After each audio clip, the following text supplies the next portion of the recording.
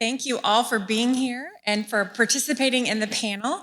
And some of you I've known before, and some of you I just met today, so thank you very much. I just wanted to take a minute to tell you a little bit about a conversation actually Manpreet and I had earlier this week. And Manpreet asked me a question. She said, Kim, I was really surprised that I was the only non-Christian on the panel. And as you heard, Manpreet, you're with the Sikh tradition. And I explained, I said, Texas Impact is an interfaith organization. But historically, the Christian tradition, mainline Protestant, especially the Baptist tradition, have had so much history in engagement. And we're all here today to learn lessons, to take back to our own congregations, to know how do you do this. So we're learning from the people who historically have been doing this. But we want all traditions to do that. And Manpreet is here because as the first elected judge in Texas from the Sikh tradition, she single-handedly did a lot of campaigning in her own tradition. And when she told me those stories, I thought, Manpreet has a lot to share with us on what it's like to try to campaign in a non-Christian tradition. So the value that all four of these representatives have is here. But I thought if Manpreet was thinking that, anyone else out there is thinking that too, especially if you're from a non-Christian tradition. So just know that we're all here to learn and to glean the best practices to take them back to our own faith communities. So thank you for that conversation, Manpreet. So we're going to start with just kind of a 2 to 3 minute opener, and feel free to jump in at any point. We don't necessarily have to go in any particular order. And the first question is, what from your faith tradition do you point to when talking about the importance of participating in democracy, and specifically about voting? Who'd like to start? Should I go as a non-Christian? Sure. First of all, thank you so much for having us in your home. And thank you to Dr. Allen. She was one of the people who endorsed me in my race and took a leap of faith. And so I appreciate you, your leadership, and of course, the love that you showed me too. So I will say this, a lot of people don't know about the Sikh tradition. We're the 5th largest religion in the world. And it's very democratic based. So we believe in equality, we believe in gender equality and socioeconomic equality. That's where it was born from. I mean, so much so that we don't take on our husband's last name or our father's last name. We have our own last name to distinguish ourselves. So it's a very, very democratic way in which we even practice our religion in terms of how we live our everyday life. We take a democratic vote of all the Sikhs across the world, as hard as it may be. So with that, you would think within our own faith tradition, we would have this huge root into voting and wanting to vote and being super engaged. And what I realized through my election is that really we are battling with our immigration minds, right? Like I'm a first generation immigrant. So my parents' generation and my generation clash in our thinking of how that looks. The countries that most immigrants come from are corrupt, or they don't have a voice, or if they have a voice, it's fake, like India, right? Largest democracy, but it's not. So they don't understand the actual care and what your vote means. And so we have a 2-step process in convincing them that here you can actually walk to your legislature's office and say, hi, I have a problem, and try to do something about it, versus there where they're just members of a big community just trying to make it. So that's kind of our battle. And so what I was also telling Kim in that same conversation was what I valued about being here is, we're going to learn a lot from the communities. And I learned a lot by being on the campaign trail. I was always in awe, like, oh my God, this community is doing so much for their own community that I could take it back to mine. But what I also think that another purpose for me to be on here is to say, you guys are doing great, go further, because we're still struggling. And so I want you guys to recognize how great work has already been done and how much more can be done so much more easily within your communities than it is in ours. So that's what I have to say. For that perspective. Well, the Black church has historically been the forefront of leadership in voting. The fraternity that helped sponsor this today, even our theme in the 40s was a voteless people is a hopeless people. And we began to witness through history how the civil rights movement, all of these, the civil rights laws that were passed, and then to be able to encourage and engage our people to vote. That has been a challenge in this last generation or two, but at the same time, we have in our congregations fostered voter registration drives, voter education drives. When you join our church, we in that packet is a voter registration card, and making sure that they at least make that move there. And then to be able to engage our people, to encourage them, because as State Rep said, politics is local. And we have to be able to make it how important that is. And the challenge that we've had and yet trying to engage our folk, to push them forward, to be able to make these things matter. And not at just the national level, but these local and state issues are before us. And we have to be able to do that. And so we've done it. We've challenged it. It's an annual. We don't just wait till the season to talk about voter education, voter registration, that sort of thing, but to be able to keep it in front of the people is our effort. Bishop and Dee, that connection between theology and voting. Sure, my tradition. So I'm a Lutheran, and as a Lutheran Christian, I go back to Jesus' statement, render unto Caesar what is Caesar's, and render unto God what is God's. So this recognition that there are these two realms in which we operate, this earthly realm and a spiritual realm at the same time, and they overlap, but to recognize and distinguish between the two. And of course, Paul in Romans 13, go back to where Paul says, be subject to the governing authorities, pay your taxes, be a good citizen, so on and so forth. And then St. Augustine then carried out that tradition as well too, where he wrote about the city of God and he wrote about the earthly city too, and that we have responsibilities to both of these realms. So that's where my tradition comes from. Luther picked up on this as well, in that Luther talked about two kingdoms. You had the kingdom on the left, which is this earthly kingdom, which is a blessing, a gift from God, and you have the kingdom on the right, which is a spiritual realm as well too.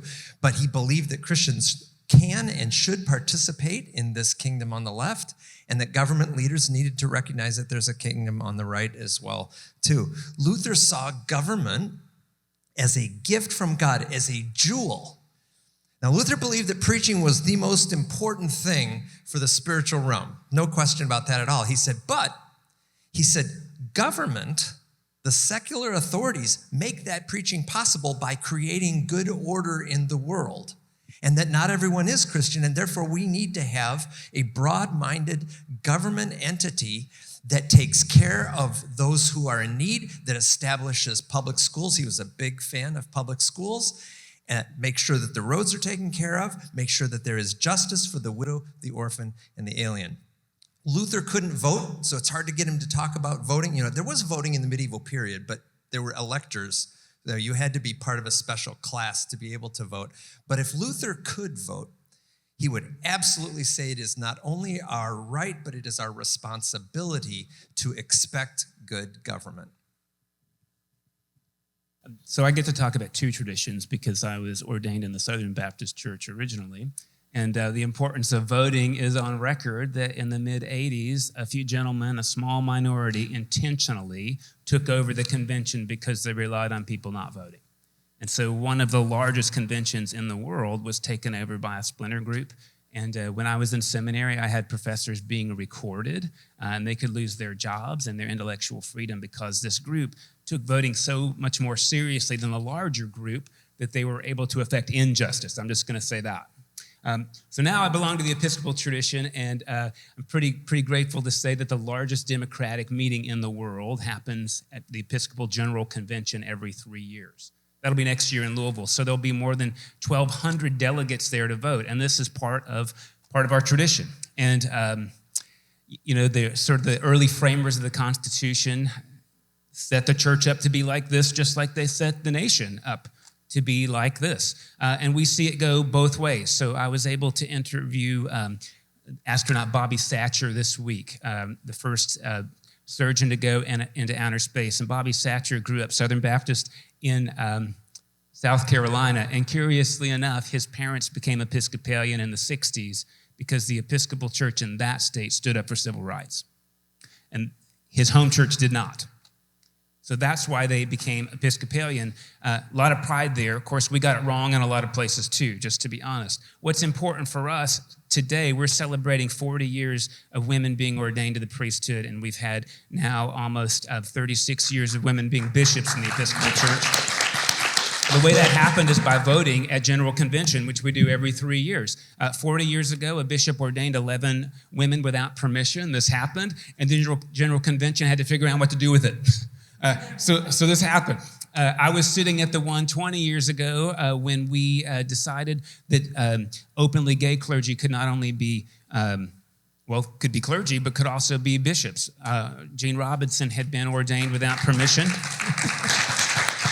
And we voted it in. And so what we do in our tradition is delegates get up and they get 3 minutes and they can say whatever they want and then the microphone turns off. There's no filibuster. You get 3 minutes, you make your point, you sit down, and the way we've changed so that we've said not only women are equally fit and right in the eyes of God to be bishops, clergy, is through voting. And the same with same-sex rights as well has happened through voting in the Episcopal tradition. Thank you so much. I learned so much just from the four of you, so thank you. Our next area is about collective responsibility. So tell us, who do we leave vulnerable when we don't vote? Start. I'm going to jump in because I'll be self-immolating here that the Lutheran tradition after the Holocaust had to take a searing internal look at itself and say, because we had developed into a kind of a quietistic religious community that you stay out of politics, you duck your head under, you don't worry about that kind of stuff. And part of that, especially in North America, because when Germans and Scandinavians immigrated to the United States, they were persecuted pretty strongly, and so they you keep your head down, you speak English, you behave yourself, and so we developed this kind of quietistic tradition that didn't ultimately serve us well in the long run. And if anybody's read Luther, he was anything but quiet. I mean, hardly an unpublished thought. Luther reorganized the city council in Wittenberg to create a community chest, to care for the poor, to pay attention to foreigners in the city and make sure that they were cared for so that the whole city could thrive ultimately. And so our denomination has, in the last 50 to 60 years, really focused again on becoming engaged, and that it is a responsibility of every citizen to be engaged in one way or another. I think the simple answer is we vote. We leave vulnerable people who can't vote for a variety of reasons, and obviously that's children, right, on whose behalf we're supposed to vote. But that also includes people who are in the hospital, long-term illnesses. Of course, that includes people who are felons. People who are homeless, people who are here on green cards, who don't have the right. Those are easy categories to think about, but I want to talk about felons briefly because not everybody knows that while felons can't vote, they do count proportionally in an area. So prisons get greater proportion of decision-making, even though none of the people in the prisons vote. So those are some of the things that we are set up legally. I mean, that's a created vulnerability that is our responsibility. So I would say, historically speaking, Sikhs usually stand up for people who don't have a voice. So we take it very seriously. And there was a time when the Hindus were actually being oppressed, and we stood up for them and on their behalf. And so that's basically the way that in which we think. and in which we operate. So it's not necessarily for the benefit of us, it's always for the benefit of somebody else when there's an injustice that is made. And I think obviously we all know this, right? We're really preaching to the choir. You like my church analogy? Yes. Okay. So, I mean, this is literally where we all understand this, and we all understand that our vulnerable communications aren't necessarily that we're speaking up for people who are not able to speak, but the people who need to speak but need a louder voice. So being allies and double downing on the other voices that may not have the majority. Yeah, but of course, I've heard of all these Southern Baptist defections here, but and we're not Southern Baptists anymore. And that's because of the vote, because of several hero issues, all the different things that affect our people directly. The young, the old, be able to be a voice for the voiceless. And I think that that's been our history, to continue to always fight for the injustices wherever you see them. And they are many. And the mean-spiritedness of this nation right now becomes a real challenge for us on how to do that, even collectively or collaboratively, because of that attitude that permeates our country. Thank you. You all four made such great points. The next two questions, our last two questions, have to do with our connection to our community and other communities. First question is, what would it look like if congregations effectively engaged in democracy and elections? And what do you imagine they would do? And what do you imagine would be the outcomes? So if congregations really got engaged in democracy and elections, what difference would it make? So I learned this during my campaign and the numbers that I ran and all that. So again, I kind of mentioned it earlier that we have, women have the same last name, or we have last names that are different from men. So in our faith tradition, all women's last names are Kaur and all last names for men are Singh, and it's a twofold issue. One, in India, you can always tell from somebody's last name where they are in the caste system. So that eliminated that, right? You can't tell by saying Singh or Kaur. And secondly, women had their own last name and men had their own last name. So you look at me and you say, why do you have Singh? The American government made me do it. So my dad was here, and when my mom came as Hardeep Kaur, they said, nope, you can only have one family name, and switched her last name to Singh. So when I was born in the 70s, I too became Kaur Singh. So that's, usually you'll see women who flex into Singh because of that phenomena here in America. So I say all this to say that when I was running, I was able to look in the voter database and literally put Kaur or Singh in the database and pull up all the Sikhs in Houston. So for me, it was an easy ask to say, not only was I going to be the first Sikh in Texas, I was going to be the first female elected Sikh judge in the nation. You need to vote for me. Out of the 5,000 people in Houston that are Sikhs, guess how many voted for me? Maybe 500. And I was able to track it. So, and what I also know too is people lie, right? They say, yeah, we're voting, or we voted, or I voted for you. And I look it up and they're in the Republican primary and I was in the Democratic primary. You know, that's a story for another day.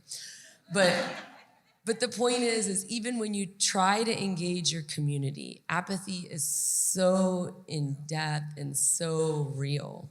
So when the celebrations came along, of course, they were wanting to be a part of it and they wanted to rejoice. And it is my community's win. It's not my win. I want them to have it. I want them to know what it looks and feels like to be a part of a bigger government issue. But the one thing that I will say, and I said this at the last seminar that we had too, the app that I felt like that changed the way in which, and I've worked on campaigns forever. Dr. Allen, I worked on a lot of campaigns before I got here, and be careful when you do because they'll make you run at some point. That's what happened to me. But one of the most effective tools that we have as individual citizens, and I think we should really push this in our church, is called the Reach app, REACH, the Reach app. It goes into your phone, it picks up your contacts, and it tells you if that person has voted or not. And so it doesn't tell you how they voted, unless it's the Democratic primary or the Republican primary, but it tells you that they placed their vote. And so what I was doing systematically, my whole family, everybody I knew would do, we'd systematically go and say, oh, look, Jennifer didn't vote. I would send a text to Jennifer and I'd say, Jennifer, you haven't voted yet. Oh, yeah, I did. No, it's not showing up. So I don't think you have yet. You need to vote. And I also got all my voter stickers because they knew I would find out if they voted or not. So the Reach app, to me, is the best way that we can influence our neighbors. The one lesson that I found out is that people do not do what they say they do unless they know that you can catch them on it. Guilt and shame not only work in church, but it works with friends. I think when you introduced the word democracy in your question, bothered me in the sense that we basically we're taught that this American democracy is a melting pot. And that's not true. It's more like a salad bowl. Right. And I think because of that, we can many times we learn to respect the tomatoes, the carrot, we respect each other. And at the same time, begin to find out from each other how we can work together and collaborate and get all of our people out to vote, especially around certain issues. I mean, I think I have a cautionary tale because the churches I grew up in did exactly tell us who to vote for based on two issues. And they were dramatically effective.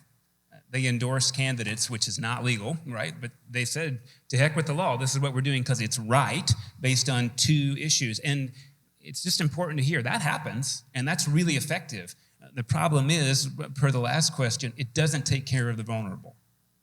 So I think the truth is it's very easy to say, well, we don't know what to do. Other people know what to do. Now, I don't believe in the same tactic, keep in mind, right? I don't think that's right, and I don't think it's fair, but that's happening. So the impetus is on people to say, how do we influence to do this in a considerate way instead of focusing on two issues? What else are we not doing? So for me, I belong to a pretty small church. There's about maybe 250 of us on a Sunday, on a good one, right? But within the city of Houston, there's about 100,000 of us. And so the difference, right, between one church and an association or between a diocese is the ability to say there's 100,000 Episcopalians to our state representative or to our congressperson, and we'd like to have words with you.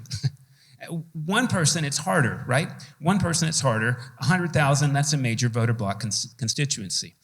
There's other links that we have that are different. I'm in Clear Lake. We're a bedroom community. You're going to hear from one of my colleagues tomorrow who's in the 3rd Ward, who's actively experienced voter suppression in his area. His church used to be a polling place traditionally for Black residents and having had that polling place shut down, the next closest place was several miles away, which is voter suppression. Right? So that's not happening to me, that's happening to my colleague. And what does it take? It takes me talking to my colleagues, right? And then it takes me being able to say, look, we're Episcopalian, so my issue directly may not be yours, but because we're in this together, how do we get to be in it together? Because people in Clear Lake don't know about this happening in the 3rd Ward. So this is like part of our responsibility is how do we band together? Whether you're Sikh or Jewish or Muslim or various denominations, you've probably got brothers and sisters in the city. And talking to them is pretty democratic. So that's, I would say, as part of it is how do we kind of band together and the last thing I would say for where we live, we're in a township of about 2,000 homes, and thanks Representative Allen for talking about how important it is to do this at the local level and not just get fixated at the national level. And in a town of 2,000 homes, 250 people is a large constituency, right? And people will go and show up at your church or at a forum that you put. Particularly, there's 4 churches in my small neighborhood, and collaborating with them is a great opportunity to have candidate forums in which you also do voter registration at the same time. Wow, such thoughtful responses. What was the question? What would it look like if your congregation effectively engaged in democracy and elections, and what difference would it make? Thanks, it helps me keep from wandering. So I wish we had the tradition that the historic Black churches have. I really do, and I think we have a lot to learn from y'all. I have seen churches that have served as polling centers, of course, and I think that's a big plus. I like the idea of putting a voter registration card in everybody's bulletin on Sunday morning. I think that would probably stir some things up a little bit, but absolutely, that encourages involvement. I think also talking about the issues themselves. I mean, churches are afraid of being too political, but what they really mean is too partisan.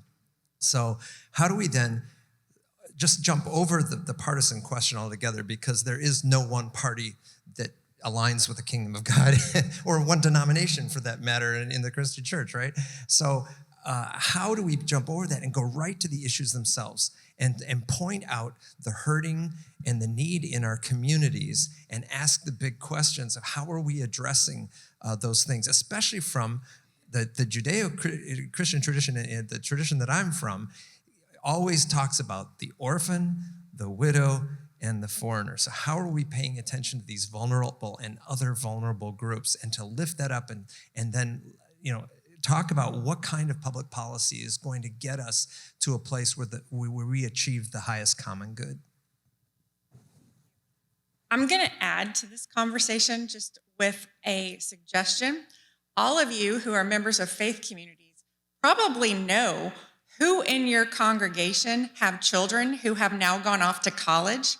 You need to have a little gathering, a party, and send all of them absentee voter forms, because it is difficult to do that. I went through my cell phone and made sure that I sent and called and texted every single friend I had that I knew had kids who had just gone off to school, and made sure that I sent their child a voter absentee registration.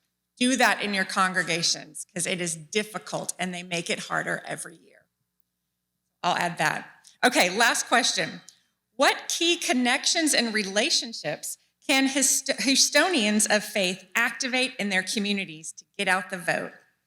So what connections and relationships do you have that can help get out the vote?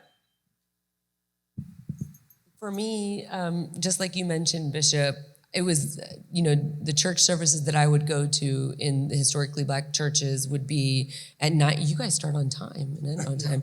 So it's like 9 or 10 in the morning, and ours is kind of 11:30-ish to 1-ish. And, it's also our community center, because we don't have those other areas in which we get to see each other. So I would really garner a lot of inspiration from my visits to see exactly how the methodology and how it happened and what happened, and to be able to take it back to my community. So I really think you opening your doors to us really is what we need within the community, in the greater community, seeing what is working, what is happening, how are these communities successful for us to also become successful. So interfaith dialogue, which I know Interfaith Ministries has been promoting for over 20 years, at least with my community, 25 years, is exactly how I think that we can move forward together. You can also share, we literally in our communities have carpools and drives, picking up people, those who aren't able to go. I think that we could also share that transportation. Souls to the polls. Yes, I also learned that, and I did that. Yeah. And so we actually have encouraged that and participate with other churches, collaborate on that. So I think you're right. What was the question? I'm just kidding. I like the idea of inviting civic leaders in for conversation. I think you got to be careful about that you're getting a wide range of people if you're going to do that, and not picking favorites, but really to listen, especially when there's legislation up that and there always is, that affects the well-being and the livelihood of the people. I think being polling places, talking with interfaith relationships, and also ecumenical colleagues. I think if there are politicians, and this is an issue for us because we have some Lutherans in the legislature, and we're not all on the same page for sure. So this is a conversation we have to constantly have with one another, even the hard talks. I mean, other than in talking to people that we, within our own denomination and association, which everybody's mentioned, which is great. It just sort of occurred to me, we do a food distribution, and there's plenty of churches that have food pantries or houses of worship that have food pantries or do relief. And I'm sitting here thinking, like, we see maybe 400 people once a month, and I don't give them voter registration pieces. And that's just really easy to do. Really easy to do, whether you've got a food pantry or anything that you're doing to fight food insecurity. I mean, most houses of worship I know of are actively involved in doing relief, and that's just an easy add-on. Thank you. And just to echo, I think pretty much what all of you have talked about, especially as the hosting of this organization, Dr. Ratliff today, bringing people from outside your own community into your community. That's something that Texas Impact does all the time. If you ask Texas Impact to come into your church and do any kind of training, that's the number one thing they tell faith communities to do. Whether or not you agree with your elected representative, just get to know them. To build a relationship is so important, and to have them come meet your community and to address the issues that are before us as members of the state of Texas. So I think that all of you kind of touched on that. I just thank you all again for representing not just your tradition, but representing our responsibility as Texans, as Americans. So I just thank you all, the leaders that you are. Thank you for the platform.